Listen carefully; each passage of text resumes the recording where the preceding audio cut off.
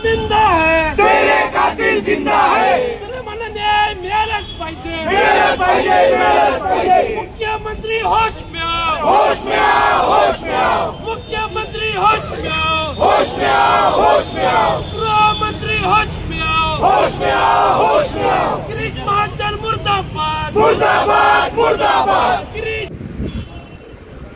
नुकताच जळगाव जामनेर या ठिकाणी जे सुलेमान खान याची हत्या करण्यात आली तथाकथित लव जहाजच्या नावाखाली, तिथे असलेले काही गुंडांच्या माध्यमातून त्याची जे क्रूरपणाने हत्या करण्यात आली त्याचा निषेध करण्यासाठी आज पुणे कलेक्टर ऑफिस या ठिकाणी मूल निवासी मुस्लिम मंच आणि मास मुवमेंट संघटनेच्या वतीने आंदोलन करण्यात आलं। वास्तविक पाहता ही हत्या खूप गंभीर आहे। ज्या पद्धतीने मसाजोगचे संतोष देशमुख सरपंचची हत्या करण्यात आली तशीच हत्या या मुलाची सुद्धा करण्यात आली, क्रूरपणाने त्याची हत्या करण्यात आली। वास्तविक पाहता एका कॅफेमध्ये ते चहा पिण्यासाठी गेला असताना कॅफे चालक मालकनेच स्वतः पवन बावस्कर जे गिरीश महाजन आमदार गिरीश महाजनांचे कट्टर समर्थक आहे आणि शिवप्रतिष्ठान संघटनेचे त्या भागातील ते सदस्य आहे, यांनी तुरंत 10, 12, 15 लोकांना तिथं जमा केलं। जमा करून त्या मुलाची निर्गुणपणे हत्या केली आणि हाल करून मारण्याचं काम त्या लोकांनी केलं। मी या ठिकाणी महाराष्ट्राचे मुख्यमंत्री गृहमंत्री माननीय देवेंद्र फडणवीस साहेबांना विनंती करतो की मोकोका अंतर्गत कारवाई या अशा सर्व लोकांवर झाली पाहिजे ज्यांनी दोन समाजामध्ये धार्मिक तेढ निर्माण करण्याचं काम केलेलं आहे, समाजामध्ये भांडण लावण्याचं काम केलेलं आहे, एका निष्पाप मुलाचा हत्या केलेली आहे। अशा लोकांवर कडक शासन झाली पाहिजे।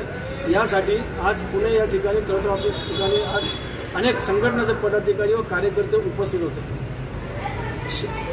सुलेमान खान याची कोणतीही गुन्हेगारीची पार्श्वभूमी नसताना एक निरपराध एक सामान्य माणूस जे आपला जीवन जगत असताना अशा लोकांची हत्या करणे आणि तथाकथित लव जिहादच्या नावाखाली म्हणजेच कारण नसताना कुठला तरी एखादा लव आणि जहाद असा शब्द आणून धार्मिक तणाव निर्माणाचं काम गेल्या अनेक वर्षापासून सुरू आहे।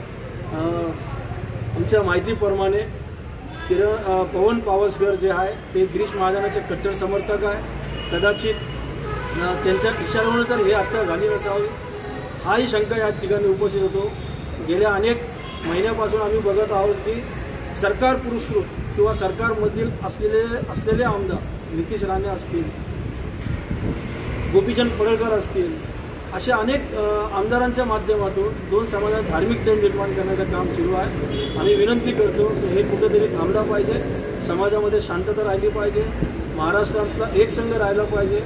संतांची आणि महापुरुषांची भूमी असलेल्या महाराष्ट्राला कोणताही गालबोट लागू नये यासाठी राज्य सरकारने लक्ष द्यावं अशी विनंती करतो।